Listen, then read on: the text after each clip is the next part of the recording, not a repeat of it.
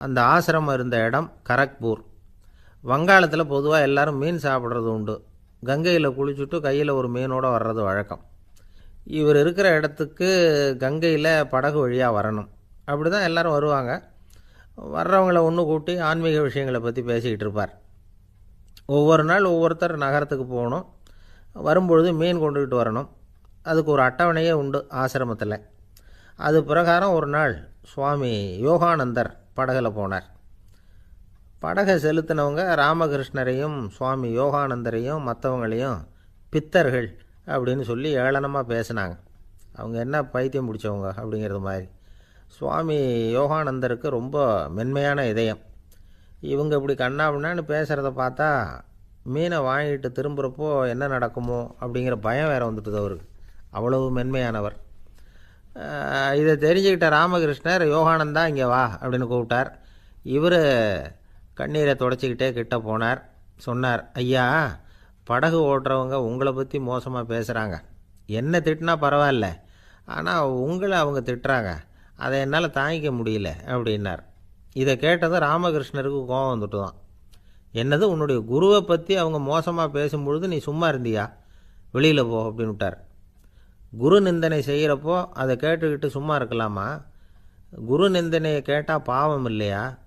என்னை தூற்றும்போது அவங்க பாவம் செய்கிறாங்க. அதை கேட்டுக்கிட்டு நீ சும்மா இருந்தால் நீயும் பாவம் செய்கிற அப்படின்னாராம். அடுத்த நாள் சுவாமி நிரஞ்சனானந்தர் போக வேண்டிய நாள். இவர் படகுல போகும்பொழுதும் அதே மாதிரி நடந்து தான். அவங்க மோசமாக பேச ஆரம்பித்தாங்க, திட்ட ஆரம்பித்தாங்க. அப்படி கேலி பண்ண ஒருத்தனை இவர் என்ன பண்ணார், பலார்னு கன்னத்தில் அரைஞ்சிட்டார். இன்னொருத்தனை கங்கையில் தூக்கி எறியறதுக்கும் தயாராகிட்டார். அதுக்கப்புறம் அவங்க யாரும் வாயை திறக்கலை. மீன் வாங்கிட்டு வர்றப்பவும் படகுல ஒரே அமைதி. அவ்வளவு பயம் அவங்களுக்கு. ராமகிருஷ்ணர் கூப்பிட்டு விசாரித்தார் என்ன நடந்ததுன்னு. இவர் சொன்னார், அவர் யோகானந்தா போகும்பொழுது என்ன நடந்ததோ அப்படியே தான் இப்போவும் நடந்தது. குரு நிந்தனை செய்கிறத கேட்டுக்கிட்டு நான் சும்மா இருப்பேனா? ஒருத்தனை அப்படியே அரைஞ்சுட்டேன், இன்னொருத்தனை ஆற்றுல தூக்கி போட்டுருவேன்னு பயமுறுத்தினேன், அவ்வளவுதான் அப்படின்னாராம். இப்போவும் ராமகிருஷ்ணருக்கு கோபம் வந்துட்டு தான். என்ன இது, அணியறது காஷாயம், இருக்கிறது ஆசிரமம், உனக்கு இவ்வளவு கோபம் வந்ததுன்னா அப்புறம் என்னத்துக்கு ஆசிரமத்தில் இருக்கணும்? பிரம்மச்சாரி எப்பவும் அமைதியாக இருக்கணும் அப்படின்னு அறிவுரை சொன்னாராம் ராமகிருஷ்ணர். அப்போ இவர் கேட்டாராம், ஏங்க அவருக்கு ஒரு விதமான அறிவுரை சொன்னீங்க, எனக்கு வேறு விதமாக அறிவுரை சொல்கிறீங்க, இதில் எது உண்மை அப்படின்னு கேட்டிருக்கார். இதுக்கு ராமகிருஷ்ணர் சொன்ன பதில் என்னென்னா, அட அசடே, சக்கரத்தில் காற்று அதிகமாக இருந்தால் குறைக்கணும், குறைச்சலாக இருந்தால் கூட்டணும். அவன் சாது, அவனுக்கு அதிக உணர்ச்சி தேவை, உனக்கு படபடப்பு அதிகம், உனக்கு பொறுமை தேவை அப்படின்னாராம். இதில் உள்ள கருத்து என்னென்னா, கல்விங்கிறது எப்படின்னா அதை சூழ்நிலைக்கு தகுந்த மாதிரி கற்பிக்கணும். எல்லாருக்கும் ஒரே மாதிரி கற்பிக்கக்கூடாது. கேட்குறவர் தகுதி, புரிஞ்சுக்கிற திறமை, இதை பொறுத்து கல்வி அமையணும். ஆரம்ப காலத்தில் ஒரு குரு, அப்போ ஒரு சீடன் இருந்தான். அது வேடிக்கையான குரு, வேடிக்கையான சீடன். ஒரு ஆசிரமம். ஒரு நாள் ஒருத்தன் அவசரமாக அந்த குருவை தேடி வந்திருக்கிறான். என்ன விஷயம்னு விசாரித்தார் குரு. உங்கள் சீடர் என்னை அடிச்சுட்டார் அப்படின்னு புகார் பண்ணானான் அந்த ஆள். குரு சீடனை கூப்பிட்டார். அடிச்சியா இந்த ஆளை அப்படின்னு கேட்டாரான். ஆமான் இருக்கான் சீடன். ஏன் அடிச்சே அப்படின்னு கேட்டாரான். இந்த ஆள் உங்களை பற்றி மட்டமாக பேசிவிட்டான், என்னால் அதை தாங்கிக்க முடியல, அதனால தான் அடிச்சுட்டேன்ருக்கான். அப்படி என்ன பேசினான் அப்படின்னு கேட்டாரான். உன்னுடைய குருநாதர் இப்போல்லாம் அர்த்தமில்லாமல் பேச ஆரம்பிச்சுட்டார் அப்படின்னு சொல்லிவிட்டான், அதனால தான் அடிச்சுட்டேன் அப்படின்னானான். அதுக்காக அடித்தே அப்படின்னாரான். நான் அதுக்காக அடிக்கலை குருவே, இப்போல்லாம் நீங்கள் அர்த்தமில்லாமல் பேசுகிறதாக அவன் சொல்கிறான், அப்படின்னா இதுவரைக்கும் நீங்கள் அர்த்தத்தோடு பேசினதாகத்தானே அர்த்தம், அது தப்பு தானே, அதனால தான் அடித்தேன் அப்படின்னானான். ஒரு பெரியவர் உட்கார்ந்துருக்கிறார். அவரை சுற்றி அவருடைய தோழர்கள் உட்காந்துருக்கிறாங்க. ஏதோ ஒரு முக்கியமான செய்தியை அவர் அவங்களுக்கு சொல்லிகிட்டு இருக்கிறார். அவங்களும் ஆர்வமாக கேட்டுக்கிட்டு இருக்கிறாங்க. இந்த சமயத்தில் யாரோ ஒரு ஆள் வேகமாக அங்கே வர்றார். வர்ற வேகத்திலேயே எனக்கு ஏதாவது உதவி செய்யுங்க அப்படின்னு கேட்டுக்கிட்டே வர்றார். கேட்குறது உதவி, ஆனால் குரல் மிரட்டுறது மாதிரி இருக்குது, அதட்டி கேட்குறது மாதிரி இருக்குது. இதை கேட்டதும் அந்த பெரியவர் ஆத்திரப்படலை, ஆனால் அவரை சுற்றி இருந்தவங்க ஆத்திரப்பட்டாங்க. இதை பெரியவர் கவனித்தார். கொஞ்சம் அமைதியாக இருங்கன்னார். வந்தவரை கூப்பிட்டார். அவருக்கு சில பொருள்களை கொடுத்தார். என்னங்க இப்போ உங்களுக்கு மகிழ்ச்சி தானே அப்படின்னார். ஆ ஆ அப்படின்னு அலட்சியமாக அவர் சொல்கிறார். நான் உங்களை நல்ல முறையில் நடத்தினேன்னா அப்படின்னு கேட்குறாரு அவர் மறுபடியும். அதெல்லாம் ஒன்றும் இல்லை அப்படின்னு சொல்லி அவர் சொல்லிகிட்டு இருக்கிறாரு. குரலில் வந்து கடுமை குறையில. சுற்றி இருந்தவங்களால் இதை பொறுத்துக்க முடியல. கோபத்தோடு அவரை நோக்கி நெருங்க ஆரம்பித்தாங்க. பெரியவர் அவங்களையெல்லாம் தடுத்து நிறுத்தினார். வந்தவரை வாங்க என்னோட அப்படின்னு சொல்லி அழைச்சிட்டு போனார். வீட்டுக்கு போனார். அங்கே போனதும் இன்னும் சில பொருள்களை எடுத்து அவர்கிட்ட கொடுத்தார். இப்போ திருப்தி தானே, நான் உங்ககிட்ட நல்ல முறையில் நடந்துக்கிட்டேனா அப்படின்னார். அவர் முகம் இப்போ தான் கொஞ்சம் மலர்ந்தது. ரொம்ப நன்றி, இறைவன் வந்து உங்கள் குடும்பத்துக்கு எல்லா நன்மைகளையும் செய்வான் அப்படின்னு சொன்னார். இதே வார்த்தைகளை என்னுடைய தோழர்கள்கிட்டே வந்து சொல்லிட்டீங்கன்னா அவங்க கோபம் தணிஞ்சிரும், வர முடியுமான்னார். கண்டிப்பாக வர்றேன் அப்படின்னாரு. மறுநாள் காலையில் அந்த இடத்துக்கு வந்தார். அதே மாதிரி சொல்லிவிட்டு அவர் போயிட்டார். தோழர்கள்லாம் ரொம்ப வியப்போடு பெரியவரை பார்த்தாங்க. அந்த பெரியவர் தான் நபிகள் நாயகம். அவர் சொன்னார், ஒருத்தன் ரொம்ப ஆசையாக ஒரு ஒட்டகத்தை வளர்த்துக்கிட்டு வந்தான். ஒரு நாள் அந்த ஒட்டகம் வந்து கயத்தை அறுத்துக்கிட்டு ஓடி போயிட்டுது. அக்கம் பக்கத்தில் இருக்கிறவங்கெல்லாம் அந்த ஒட்டகத்தை பிடிக்கிறதுக்கு முயற்சி பண்ணாங்க. அதை துரத்திக்கிட்டு ஓடினாங்க. ஒட்டகம் வந்து தாறுமாறாக ஓட ஆரம்பிச்சிது. இந்த சமயத்தில் ஒட்டகத்தை வளர்த்தவன் அங்கே ஓடி வந்தான். நீங்கள் அதை ஒன்றும் செய்ய வேணாம், விட்டுருங்க. அதோட சுபாவம் எனக்கு நல்லா தெரியும். அதை சுலபமாக என்னோடய வழிக்கு கொண்டுட்டு வந்துட முடியும். நான் பார்த்துக்கிறேன், விட்டுருங்கோ அப்படின்னா. எல்லாரும் விலைக்கு போயிட்டாங்க. இவன் என்ன செஞ்சான் தெரியுமா? கொஞ்சம் புல்லை கையில் எடுத்துக்கிட்டு அந்த ஒட்டகத்தை நெருங்கினான். அவ்வளவுதான். அது ஓடி வந்து இவன் காலடியில் உட்காந்துக்கிட்டது. செல்லமாக அதை அப்படியே தடவி கொடுத்தான். முதுகில் ஏறி உட்காந்துக்கிட்டான். அது பாட்டுக்கு சாதுவாக நடந்து போகுது. இந்த கதையை நபிகள் நாயகம் தம்முடைய தோழர்களுக்கு சொல்கிறார். ஒட்டகத்தை மட்டும் இல்லை, சில மனிதர்களையும் கூட சில விதத்தில் அணுகி தான் அவர்களை வந்து சீர்திருத்த வேண்டியிருக்குது அப்படிங்கிறத அவங்களுக்கு உணர்த்தினார். இது ஒரு அழகான உளவியல் அணுகுமுறை. சில குடும்ப தலைவர்கள் கூட இந்த ஒட்டகம் மாதிரி நடந்துக்கிறது உண்டு. அப்புறம் அடங்கி போகிறதும் உண்டு. ஒரு குடும்ப தலைவர் காலையில் எழுந்திரிச்சதுலேருந்து சத்தம் போட்டு கத்திக்கிட்டு இருப்பார். பக்கத்தில் இருந்தவங்கெல்லாம் ஓடி போய் சமாதானம் பண்ணி பார்த்தாங்க. அவர் ஓயறது மாதிரி தெரியல. கடைசியில் அவர் மனைவி வந்தாங்க. நீங்கள் எல்லாம் விலைக்கு போயிடுங்க, அவர் சுபாவம் எனக்கு தெரியும், நான் பார்த்துக்கிறேன் அப்படின்னாங்க. சரின்னு எல்லோரும் போயிட்டாங்க. சாயந்தரமாக வந்து பார்க்குறாங்க, அவர் சத்தம் இல்லாமல் ஒரு மூலையில் உட்காந்துருக்கிறார். ரொம்ப சாதுவா. ஆச்சரியமாக இருந்தது. என்னம்மா பண்ணீங்கன்னு கேட்டாங்க.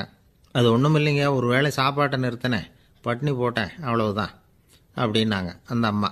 ஒரு ராஜா ஊரெல்லாம் சுற்றி பார்த்துட்டு வரலாம்னு ஒரு நாள் புறப்பட்டு போனார். ஒரு இடத்துல தறி நெசவு வேலை ரொம்ப மும்முரமாக நடந்துக்கிட்டு இருந்தது. ஒரு பெரியவர் தறியால் நெசவு வேலை செஞ்சுக்கிட்டு இருந்தார். பக்கத்தில் ஒரு அழகான பொண்ணு உட்காந்து நூலை சுற்றிக்கிட்டு இருக்குது. ராஜா அந்த பெரியவரை பார்த்து யார் இந்த பொண்ணுன்னு விசாரித்தார். ராஜா அப்படி கேட்டதும் அவருக்கு ரொம்ப பெருமையாக போயிட்டுது. ஏன்னா உட்காந்துருந்தது அவரோட மகள். அரசே, இது என்னுடைய மகள். இவ வேகமாக நூல் திரிக்கக்கூடியவள். வைக்கோலை எடுத்து இவ திரிச்சா கூட அது எல்லாம் பவுனிழையாக வெளியில் வரும் அப்படின்னு ஒரு ராசி இவளுக்கு அப்படின்னு ரொம்ப பெருமையாக ராஜா கிட்ட சொன்னார். ராஜா இதை கேட்டதும் அசந்துட்டார். அப்படியா, இவ்வளவு அழகும் சாமர்த்தியமும் உள்ள இந்த பொண்ணு என்னோட வரட்டுமே, இவளை என் மருமகளை ஆக்கிக்கிறேன் அப்படின்னார் ராஜா. அந்த பெரியவருக்கு ஒன்றும் புரியல. ஏதோ கொஞ்சம் பெருமையாக சொல்ல போக அது இப்படி ஆயிட்டுதே அப்படின்னு கவலைப்பட்டார். இருந்தாலும் ராஜா பேச்ச தட்ட முடியுமா? மகளை அனுப்பி வச்சுட்டார். ராஜா அந்த பொண்ணை அரண்மனைக்கு அழைச்சிட்டு வந்தார். அங்கே ஒரு அறையில் வச்சு பூட்டி விட்டார். அந்த ரூமு நிறைய வைக்கோலை கொண்டாந்து போட்டு அடைச்சாங்க. 3 ராட்டைகள் வேற வச்சுருந்தாங்க. நாளைக்கு பொழுது விடியறதுக்குள்ளே நீ இந்த வைக்கோலையெல்லாம் தங்க இழைகளாக மாற்றி காட்டணும். நாளைக்கு காலம்புறம் வந்து நான் இந்த அறை கதவை திறப்பேன். உன் தகப்பன் சொன்னது மாதிரி எல்லாம் தங்கமாக மாறி இருக்கணும், இல்லைன்னா நீ உயிர் தப்ப முடியாது அப்படின்னு உத்தரவு போட்டார். பாவம் அந்த பொண்ணு என்ன பண்ணும், பகல் பூரா அழுதுகிட்டே உட்காந்துருக்குது. ராத்திரி பூராவும் தூக்கம் வரல. மறுநாள் அதிகாலை நேரத்தில் யாரோ கதவை தட்டுற சத்தம் கேட்டுது. பயந்துக்கிட்டே கதவை திறக்கிறா. திறந்து பார்த்தா வெளியில் 3 அவலட்சணமான பெண்கள். ஒருத்திக்கு வந்து கால் அகலமாக முறை மாதிரி இருக்குது, இன்னொருத்திக்கு கட்டை விரல் கரண்டி மாதிரி பெருசாக இருக்குது, 3வது பொண்ணுக்கு உதடு தடித்து ரப்பர் மாதிரி தொங்கிக்கிட்டு இருக்கு. யார் நீங்கள், உங்களுக்கு என்ன வேணும் அப்படின்னு கேட்குது இந்த பொண்ணு. நாங்கள் உங்களுக்கு உதவி செய்கிறதுக்கு தான் வந்திருக்கிறோம் அப்படின்னு சொல்லி உள்ளே வந்தாங்க. உட்காந்தாங்க. கொஞ்ச நேரத்துக்குள்ளே உள்ளே இருந்த வைக்கோலையெல்லாம் தங்க இழைகளாக மாற்றி கொடுத்துட்டு போயிட்டாங்க. காலையில் ராஜா வந்தார், பார்த்தார். ஆகா பேஷுனார். இன்னும் கொஞ்சம் வைக்கோலை கொண்டாந்து அந்த ரூமில் போட சொன்னார். இந்த வைக்கோலையும் இன்றைக்கி தங்கமாக மாற்றிவிடு, நாளைக்கு மறுநாள் உனக்கும் இளவரசனுக்கும் கல்யாணம்னு சொல்லிவிட்டார். இன்றைக்கி ராத்திரி அந்த 3 பொண்ணுங்களும் வந்தாங்க. வைக்கோலை பொண்ணு இழைகளாக மாற்றினாங்க, புறப்பட்டாங்க. இந்த பொண்ணு அவங்க காலில் விழுந்து வணங்கினா. என் உசுரை காப்பாற்றினீங்க, உங்களுக்கு நான் என்ன கைமாறு செய்ய போகிறேன் அப்படின்னா. பயப்படாத, நீ விரும்பினா எங்களுக்கு ஒரு உதவி செய்யலாம். உன்னுடைய கல்யாணத்துக்கு நாங்கள் 3 பேரும் வரோம். நீ எங்களை வரவேற்று ராஜாக்கிட்டேயும் இளவரசர்கிட்டையும் நாங்கள் உன்னோட பெரியப்பா பொண்ணுங்கன்னு சொல்லி அறிமுகப்படுத்தி வை, நாங்கள் விருந்து சாப்பிட்டுட்டு போயிடுறோம் அப்படின்னாங்க. ரொம்பவும் சந்தோஷமாக சரின்னு ஒத்துக்கிட்டா. கல்யாண நாள் வந்தது. கல்யாணம் ரொம்ப கோலாகலமாக நடந்துக்கிட்டு இருக்கு. எல்லா தேசத்து ராஜா ராணிகளும் வந்துக்கிட்டு இருக்கிறாங்க. அந்த 3 அவலட்சணமான பொண்ணுங்களும் சேர்ந்தாங்க. யார் இவங்கன்னு கேட்டார் ராஜா. என் பெரியப்பா பொண்ணுங்க அப்படின்னா அந்த பொண்ணு. காலும் உதடும் கட்டை விரலும் ஏன் இப்படி உங்களுக்கு அவலட்சணம் ஆயிட்டுது அப்படின்னு கேட்டார். அதுக்கு அந்த பொண்ணுங்க பதில் சொன்னாங்க. என்ன செய்யறது, ஓயாமல் வைக்கோலை நூற்று ஒருத்தியோட கட்டை விரல் அப்படி கரண்டி மாதிரி ஆயிட்டுது. நாக்கில் தொட்டு தொட்டு திரிச்சதுனால ஒருத்தியோட உதடு அப்படி ஆயிட்டுது. காலால் கட்டையை அழுத்தி அழுத்தி தறி போட்டதுனால இன்னொருத்தையோட கால் அப்படி ஆயிட்டுது. உங்கள் மருமகளாக வந்திருக்கிற இந்த பொண்ணு அந்த 3ஐயுமே செய்ய தெரிஞ்சவ தான். என்ன ஆக போதோ இன்னும் கொஞ்ச நாளில் அப்படின்னாங்க. அவ்வளவுதான். ராஜா பயந்துட்டார். அம்மா, இன்னையிலேருந்து நீ இளவரசனின் மனைவி. நீ எப்பவும் அழகாக இருக்கணும். அதனால் நீ இனிமேல் வைக்கோலை திரிக்கவே கூடாது அப்படின்னு உத்தரவு போட்டார். அவளை இக்கட்டான சூழ்நிலையிலிருந்து காப்பாற்றின அந்த 3 பொண்ணுங்களும் சந்தோஷமாக திரும்பி போயிட்டாங்களாம். சுவாமி சின்மயானந்தர் இந்த கதையை சொல்லியிருக்கிறார். தன்னலம் மறந்து சுயலாபத்தை தியாகம் செய்கிறது வைக்கோல்ல இருந்து தங்க இழையை நூக்கிறது மாதிரி அப்படிங்கிறார் அவர். அது இருக்கட்டும், இப்போ நம்ம கதைக்கு வருவோம். ஒரு ராஜா தன்னோட மகனுக்கு சுயவரம் நடத்தினார். எல்லா தேசத்திலிருந்தும் ராஜகுமாரர்கள் வந்திருந்தாங்க. ராஜகுமாரியை கல்யாணம் பண்ணிக்கலாம்ங்கிற ஆசையில் சுயம்பர மண்டபத்திலேருந்து எல்லா ராஜகுமாரர்களும் அலறி அடிச்சுக்கிட்டு வெளியில் ஓடி வந்துக்கிட்டு இருக்கிறாங்களாம். ஏன் அப்படி எல்லாரும் மிரண்டு போய் ஓடி வர்றாங்கன்னு கேட்டார் ஒருத்தர். அதுக்கு இன்னொருத்தர் விவரம் சொன்னார். ராஜகுமாரியை இன்றைக்கி தான் அவங்க நேரில் பார்த்தாங்களாம், அதுதான் அப்படி ஓடி வந்துக்கிட்டு இருக்கிறாங்க அப்படின்னார். ஒரு தடவை நாரதர் ஒரு தெரு வழியாக போய்கிட்டு இருந்தார். வழியில் ஒருத்தர் வேத சாஸ்திரம்லாம் படிச்சுக்கிட்டு உட்காந்துருந்தார். அவர் நாரதரை பார்த்து எங்கே போயிட்டுருக்குறீங்கன்னு கேட்டார். கடவுளை பார்த்துட்டு வரலாம்னு போயிட்டுருக்கிறேன் அப்படின்னார் நாரதர். அப்படின்னா அவர்கிட்ட எனக்கு எப்போ முக்தி கிடைக்கும்னு கேட்டுட்டு வாங்களேன் அப்படின்னார் இவர். சரி, கேட்டு வரேன் அப்படின்னு சொல்லிவிட்டு நாரதர் நடந்தார். கொஞ்சம் தூரத்தில் ஒரு மரத்தடியில் ஒரு தொழிலாளி செருப்பு தைச்சிக்கிட்டு உட்காந்துருந்தார். அந்த ஆளும் அதே மாதிரி கேட்டுக்கிட்டார். எனக்கு எப்போ முக்தி கிடைக்கும்னு கடவுள்கிட்ட கேட்டுக்கிட்டு வாங்களேன்னார். அவர்கிட்டையும் சரின்னு சொல்லிவிட்டு நாரதர் நேராக வைகுண்டத்துக்கு சேர்ந்தார். கடவுளை பார்த்தார். இவங்க 2 பேரும் சொல்லி அனுப்பின விஷயத்தை பற்றி கேட்டார். அதுக்கு கடவுள் சொன்னார், அந்த செருப்பு தைக்கிற தொழிலாளி உடல் நீத்ததும் உடனே என்னை அடைவான். ஆனால் அந்த சாஸ்திரம் படித்த ஆள் இப்போதைக்கு என்கிட்ட சேர மாட்டான். அவன் இன்னமும் பல பிறவிகள் எடுத்து அங்கேயே இருக்க வேண்டியிருக்குது. எப்போ இங்கே சேருவான்னு எனக்கே தெரியாது அப்படின்னார். நாரதருக்கு இதோட ரகசியம் என்னங்கிறது புரியல. எனக்கு ஒன்றும் புரியலையேன்னாரான் கடவுள்கிட்ட. சீக்கிரம் புரிஞ்சுக்குவேன், நீ திரும்பி போகிறப்போ நான் இங்கே வைகுண்டத்தில் என்ன செஞ்சுக்கிட்டு இருக்கேன்னு கேட்டால், ஒரு ஊசியின் துவாரத்தில் ஒரு யானையை கோத்துக்கிட்டு இருக்கிறேன்னு அவங்கக்கிட்ட சொல்லு அப்படின்னார் கடவுள் சிரிச்சுக்கிட்டே. நாரதர் பூமிக்கு திரும்பினார். கடவுளை பார்த்தீங்களா, எப்படி இருக்கார் அப்படின்னு விசாரித்தார் வேத சாஸ்திரம் படித்தவர். ஓ பகவானா, அவர் யானையை ஊசியின் காதில் நுழைச்சிக்கிட்டு இருக்கிறார் பார்த்தேன்னார் நாரதர். ஊசி காதில் யானையா, அது எப்படி முடியும்? நீங்கள் சொல்கிறத நான் நம்ப மாட்டேன்னு விட்டார் அவர். சரி, இந்த ஆளுக்கு இறைவன் பேரில் நம்பிக்கை இல்லை அப்படிங்கிறத நாரதர் புரிஞ்சுக்கிட்டார். அடுத்தபடியாக அந்த தொழிலாளி இருந்த இடத்துக்கு போனார். இறைவனை பார்த்தீங்களான்னு கேட்டார் அவர். பார்த்தேன், ஒரு ஊசி துவாரத்தில் யானையை கோத்துக்கிட்டு இருந்தார் அப்படின்னு சொல்லிவிட்டு நாரதர் அந்த ஆள் முகத்தை கவனித்தார். அந்த தொழிலாளி இதை கேட்டுட்டு கொஞ்சம் கூட ஆச்சரியப்படலை. அவரால் முடியாத காரியம் கூட உண்டானார். என்ன இப்படி சொல்கிற, ஊசியின் துவாரத்தில் யானையை கோக்க முடியும்னு நீ நம்புறியா அப்படின்னு கேட்டார் நாரதர். நிச்சயமாக நம்புகிறேன்னார் அவர். அது எப்படி அப்படின்னு கேட்டார் இவர். இதோ பாருங்கள், நான் இந்த ஆலமரத்தடியில் தான் தினமும் உட்காந்துருக்கிறேன். தினமும் இந்த மரத்திலிருந்து எவ்வளவோ பழம் கீழே விழுது. இந்த பழத்தில் இருக்கிற ஒவ்வொரு விதையிலேயும் உள்ள ஒரு ஆலமரம் இருக்குது. ஒரு சின்ன விதைக்குள்ள ஒரு பெரிய ஆலமரம் இருக்க முடியுங்கிறப்ப ஊசி துவாரத்தில் கடவுள் யானையை நுழைய வச்சாருங்கிறத ஒத்துக்கிறதுல என்ன கஷ்டம் இருக்குது அப்படின்னு ரொம்ப சர்வசாதாரணமாக பதில் சொன்னாராம் அந்த தொழிலாளி. நாரதர் யோசனை பண்ணார். இந்த தொழிலாளி வேத சாஸ்திரங்களையெல்லாம் படிக்கலைன்னா கூட அறிவுபூர்வமாக சிந்திச்சு இறைவனை நம்புகிறான்.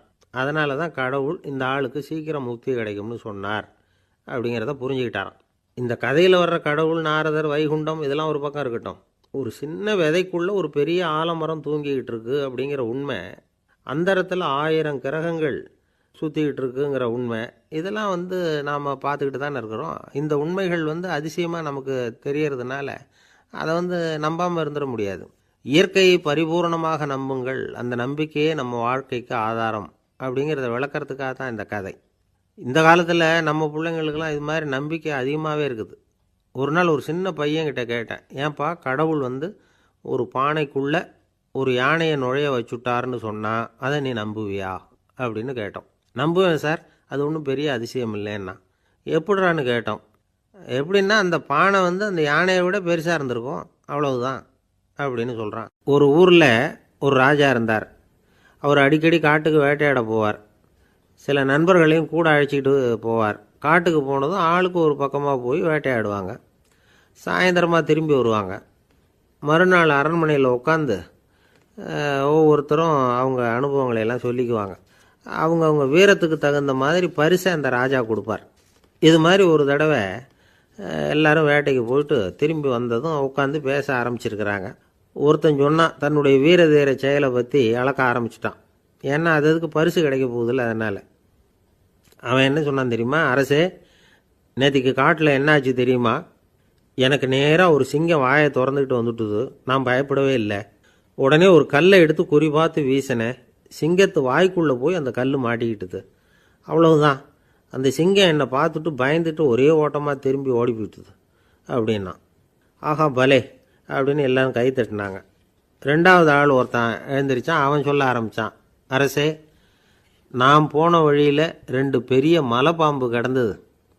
என்னை முழுங்கிறதுக்கு வந்தது. நான் என்ன பண்ணேன் தெரியுமா? அந்த 2 பாம்போட வாலையும் ஒன்றா சேர்த்து முடிச்சு போட்டுட்டேன். அவ்வளவுதான். அது அங்கே இழுக்க இது இங்கே இழுக்க முடிச்சு நல்லா இறுகி போட்டுது அப்படின்றான். ஆஹா அற்புதம்னு சொல்லி எல்லாரும் கை தட்டினாங்களாம். அடுத்தபடியாக 3வது ஆள் ஒருத்தன் வந்தான். அவன் சொல்ல ஆரம்பித்தான், மன்னா, நான் போன பாதையில் குறுக்க ஒரு ஆறு, அதில் இறங்கி குளித்தேன். யாரோ காலை பிடிச்சி இழுக்கிறது மாதிரி இருந்தது. திரும்பி பார்த்தா ஒரு பெரிய முதலை. நான் உடனே அப்படியே ஒரு துள்ளல் துள்ளி அது முதுகில் போய் உக்காந்துக்கிட்டேன். அதை அப்படியே கரைக்கு நீந்த வச்சேன். கரைக்கு சேர்ந்ததும் அப்படியே ஒரே துள்ளி குதித்து கரைக்கு வந்துட்டேன் அப்படின்றான். அவன் தன்னுடைய வீரத்தை அப்படி சொல்லியிருக்கான். அடடா எப்பேற்பட்ட வீரம் அப்படின்னு எல்லாரும் கை தட்டினாங்களாம். 4வது ஆள் எழுந்திரிச்சான். மன்னா, நான் போன இடத்துல ஒரு கரடி என்னை துரத்த ஆரம்பிச்சுட்டுது. நான் ஒரு மலை உச்சிக்கு வந்துட்டேன். அதுக்கப்புறம் ஒரு அடி எடுத்து வச்சாலும் அதில் பாதாளத்தில் விழ வேண்டியது தான். அந்த நேரம் பார்த்து ஒரு பெரிய ராட்சச கழுகு அந்த பக்கமாக பறந்து வந்தது. நான் உடனே அப்படியே உயர எழும்பி அந்த கழுகோட காலை பிடிச்சிக்கிட்டேன். அப்படியே தொங்கிக்கிட்டே வந்தேன். ஒரு நல்ல இடம் வந்ததும் தொப்புன்னு கீழே குதித்து நடந்து வந்துட்டேன்னா. இதுக்கும் எல்லாரும் கை தட்டுறாங்க. கடைசியாக ஒரு ஆள் எழுந்திரிச்சான். அரசே, நான் போன வழியில் ஒரு பெரிய யானை குறுக்க வந்தது. பயங்கரமாக சத்தம் போட்டுக்கிட்டே வந்தது. நான் பயந்து ஓடலை. உடனே என்ன பண்ணேன் தெரியுமா? அந்த யானையோட வாலை பிடிச்சி தூக்கினேன். தலைக்கு மேலே தூக்கி கரன்னு சுற்றினேன். வேகமாக சுற்றி வீசி எறிஞ்சேன். அவ்வளவுதான். அதே ஸ்பீடில் அந்த யானை மேலே போக ஆரம்பிச்சுட்டுது.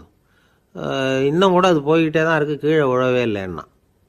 இதை கேட்டதும் ராஜாவுக்கு கோபம் வந்துட்டுது. என்ன முட்டாள்னு நினச்சிக்கிட்டு பேசுறியா? யானையை நீ வாலை பிடிச்சி தூக்குன, அதை நான் நம்பணுமா அப்படின்னார். உடனே இவன் பணிவாக பதில் சொன்னான், அரசே, ஒரு சிங்கத்து வாயில் கல் மாட்டிக்கிட்டதை நம்புறீங்க, மலைப்பாம்பு வாலை பிடிச்சி முடிச்சு போட்டதை நம்புறீங்க, முதல்ல முதுகில் சவாரி பண்ணதையும் நம்புறீங்க, கழுகு காலை பிடிச்சிக்கிட்டு பறக்கிறதையும் நம்புறீங்க. அப்படி நம்புறப்போ நான் சொன்னதை மட்டும் நம்பக்கூடாதா அப்படின்னு கேட்டானான்.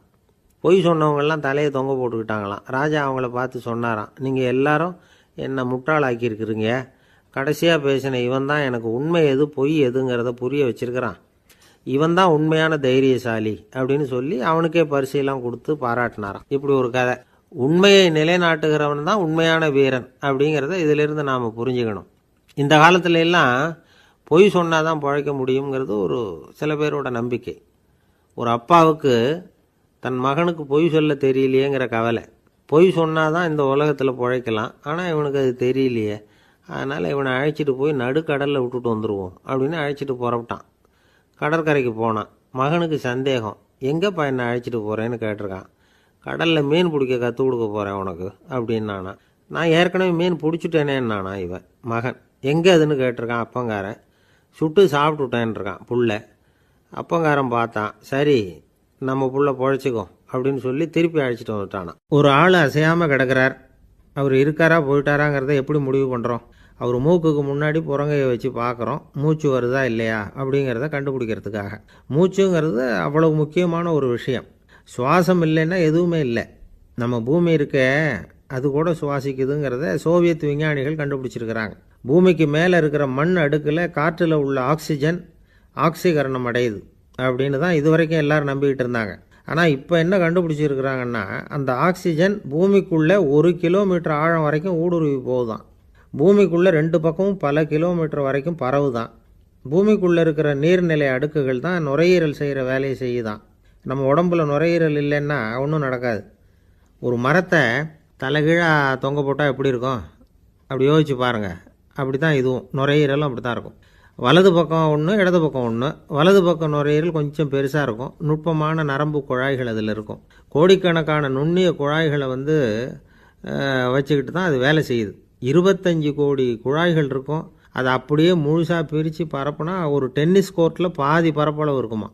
நுரையீரல் நிறம் கருஞ்சிவப்பு தான். புகை அதிகமாக உள்ளே போச்சுன்னா அது கருப்பாயிடுது.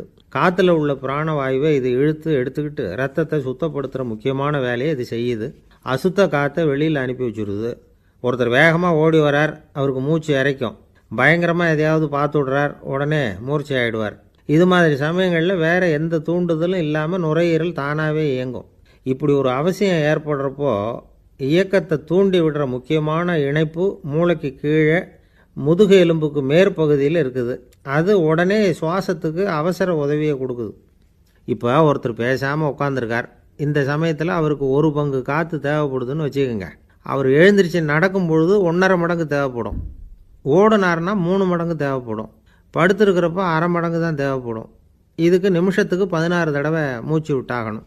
இப்படி சாதாரணமாக உள்ளே இழுக்கிற காற்று கொஞ்சம்தான் இருந்தாலும் இது மாதிரி 8 மடங்கு காற்றை உள்ளே இழுத்து வச்சுக்கிற சாமர்த்தியம் நுரையீரலுக்கு இருக்குதான். தண்ணி, நுண்கிருமிகள், ரசாயன பொருள் இப்படி எது உள்ளே போனாலும் நுரையீரல் சமாளிச்சுக்கும். 30 வருஷமாக விடாத புகை பிடிக்கிறவர் தொடர்ந்து உள்ளே அனுப்பி வைக்கிற புகையை கூட சமாளிக்குதுன்னா பார்த்துங்களேன். உள்ளே போகிற புகை நுட்பமான சுவாச முடிச்சுகளை அழிச்சு விடுது. கறி புகை அது மேலே படிஞ்சு உபயோகம் இல்லாமல் பண்ணிவிடுது. ஆனாலும் தேவைக்கு அதிகமாக 8 மடங்கு கூடுதலாக சுவாச முடிச்சுகள் நம்ம உடம்புக்குள்ளே இருக்கிறதுனால சமாளிக்க முடியுது. சமாளிக்க முடியலன்னா சில சமயம் மூச்சு திணறும். அதை ஒரு எச்சரிக்கையாக எடுத்துக்கிட்டு புகை பிடிக்கிற பழக்கத்தை விட்டுடணும். அதுதான் நல்லது. ஆனால் அப்படி யார் விடுறது? இணை பிரியாத 2 நண்பர்கள் இருந்தாங்களாம். 2 பேரும் விடாமல் சிகரெட்டு குடிக்கிறவங்க. அதில் ஒருத்தன் செத்து போட்டான். இன்னொருத்தன் அதுக்கப்புறம் 2 சிகரெட்டாக குடிக்க ஆரம்பித்தானான். ஏன் இப்படி பண்ணுறேன்னு கேட்டிருக்காங்க. நான் ஒரு சிகரெட்டு தான் குடிக்கிறேன், செத்து போன என்னுடைய ஃப்ரெண்டு இருக்கானே செத்து போனவன், அவனுக்காக இன்னொரு சிகரெட்டு குடிக்கிறேன் அப்படின்னு நானா. இது ரொம்ப ஆபத்து, விட்டுடு அப்படின்னு சொல்லியிருக்காங்க. சரின்னு ஒத்துக்கிட்டான். ஆனால் அதுக்கப்புறமும் ஒரு சிகரெட் வீதமாக குடிச்சிக்கிட்டே இருந்தான்.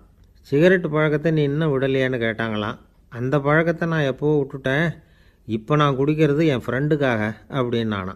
இவங்கெல்லாம் எப்படி திருந்துறது? என்னை விட யோக்கியம் இந்த உலகத்தில் வேறு யாரும் இல்லை சார் அப்படின்னார் ஒருத்தர். அவரை விட அயோக்கியன் வேறு யாரும் இருக்க முடியாதுங்கிற முடிவுக்கு கேட்டவங்க வந்துட்டாங்களாம். மனுஷனுக்கு இருக்கிற ஒரு மிகப்பெரிய குறையே தன்கிட்ட இருக்கிற குறை அவனுக்கு தெரியாமல் போகிறது தான். ஆனால் அடுத்தவங்ககிட்ட இருக்கிற குறை இவனுக்கு தெளிவாக தெரிஞ்சிடும். ஒரு ஒட்டகம் ஒரு கொக்கை பார்த்து ஒரு கேள்வி கேட்டுதான். என்ன கேள்வி தெரியுமா? உன் கழுத்து ஏன் இப்படி வளைஞ்சி போயிருக்குது அப்படின்னு கேட்டிருக்கு. இதுக்கு உடம்பே வளைச்சல். இது போய் கொக்கை கிண்டல் பண்ணுது. இன்றைக்கி மனித சுபாவமும் கிட்டத்தட்ட இப்படி தான் இருக்குது.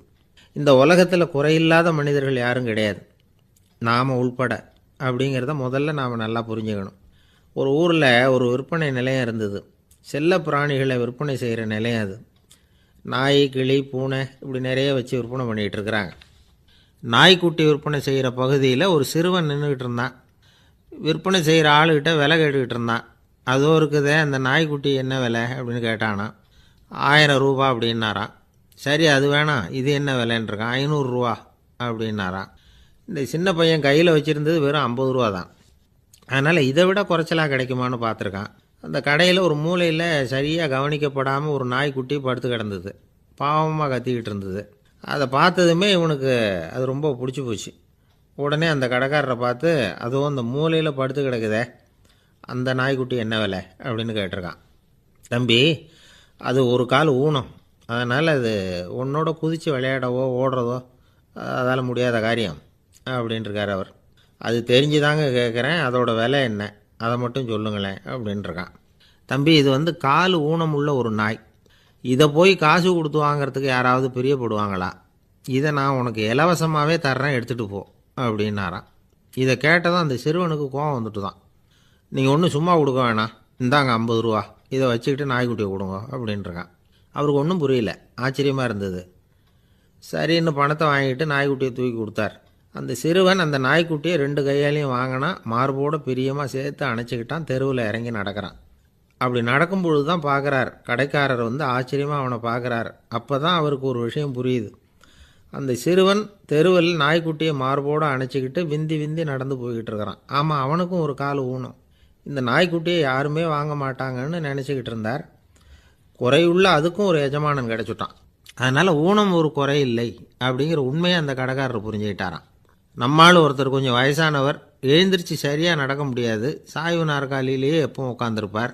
அவர் தனக்கு துணையாக ஒரு நாயை பக்கத்தில் வச்சுருந்தார். அதுவும் ரொம்ப வயசான ஒரு நாய், எழுந்திரிக்கவே சிரமப்படும், நடக்கவும் முடியாது. அவர் பக்கத்துலேயே இதுவும் சோர்ந்து போய் படுத்து கிடக்கும். அந்த பெரியவரை பார்க்க வந்த ஒருத்தர் கேட்டார், ஏங்க, ஒரு சின்ன பையனை உங்களுக்கு துணையாக வச்சுக்கப்படாதா? இந்த நாயை உங்களுக்கு பாதுகாப்பாக வச்சுருக்கிறீங்களே, உங்களுக்கு ஒரு ஆபத்துன்னா இது எப்படி உங்களுக்கு உதவ முடியும் அப்படின்னார். அப்போ அவர் சொன்னாராம், எனக்கு ஒரு ஆபத்துன்னா அந்த சமயத்தில் இந்த நாய் என்னை தனியாக விட்டுட்டு ஓடி போயிடாமல் இருக்கணும்ல, அதுக்காக தான் இதை நான் வச்சுருக்கிறேன் அப்படின்னாராம். நம்மளில் சில பேர் ரொம்ப தைரியமாக இருப்பாங்க.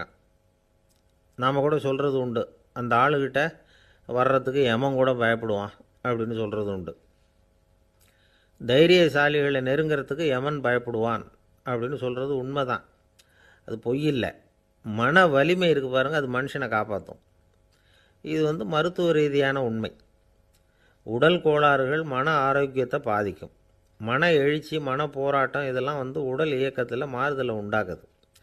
சில வகையான நோய்களுக்கும் மனசுக்கும் இருக்கிற சம்பந்தம் என்னங்கிறத பற்றியெல்லாம் இப்போ ஆராய்ச்சி பண்ணுறாங்க.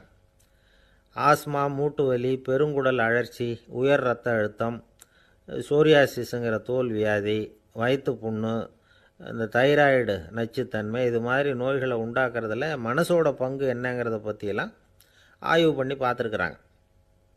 எதுக்கு எடுத்தாலும் சோர்ந்து போகிறது, தோண்டு போகிறது, இப்படிப்பட்ட மனவாகு, அதோட யாரும் நமக்கு உதவ முடியாது அப்படிங்கிற மனோபாவம், கைவிடப்பட்ட மனநிலைமை, இதெல்லாம் வந்து நோயோட தீவிரத்தை ரொம்ப அதிகரிக்க செய்யுதான்.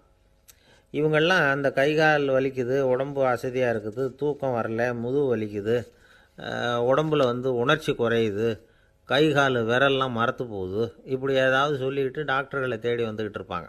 நெஞ்சு வலி வந்து யாருக்கு வருது தெரியுமா? பதற்றம், போட்டி மனப்பான்மை, அளவுக்கு அதிகமான வேகம், துடிப்பு, பேராசை, இதுலேயும் கட்டுப்பாடு, நேரம் தவறாமை, அப்புறம் இதெல்லாம் வந்து உள்ள மனவாக உள்ளவங்க இருக்கிறாங்கல்ல, அவங்க பெரும்பாலும் நெஞ்சு வலிக்கு ஆளாயிடுறாங்களாம். ஃப்ரீட்மேன் அப்படிங்கிறவர் நிறைய ஆராய்ச்சியெல்லாம் பண்ணி பார்த்துட்டு இதை உறுதிப்படுத்தியிருக்கிறார். அவர் பண்ணின ஆராய்ச்சியில் என்னெல்லாம் தெரிய வந்தது தெரியுமா? பொறுப்பு அதிகம் உள்ளவங்களுக்கு கண்டிப்பாக இரத்த அழுத்தம் வரும், அதிகமாக இருக்குமா. அதே மாதிரி கண்டிப்பாக இருக்கிறாங்கல்ல, அவங்களுக்கும் இரத்த அழுத்தம் அதிகரிக்குமா. இரத்த அழுத்தம் தனக்கு அதிகமாக இருக்குங்கிறத தெரிஞ்சுக்கிட்டவங்க தலைவலி, மயக்கம், இந்த தலை சுத்தல், அசதி, இது மாதிரியான உணர்வுகளை வந்து அவங்களுக்கு வந்துடும், அது மாதிரி உணர்வு. ஆனால் உண்மை என்ன தெரியுமா? இதெல்லாம் வந்து இரத்த அழுத்தத்தினால இல்லை. இரத்த அழுத்தம் கட்டுப்பாட்டுக்குள்ளே இருந்தால் கூட இவங்க இப்படி நினைக்கிறாங்களாம். இதுக்கு காரணம் மனசு தான் அப்படிங்கிறார் அவர். சில பேர் எப்படி தெரியுமா? ஒருத்தர் வந்து மாரடைப்பால் இறந்து போனார் அப்படின்னு கேள்விப்பட்டால் போதும், இறந்து போகிறதுக்கு காரணம் இதயம்தான் அப்படிங்கிற பீதியால் இதயத்தை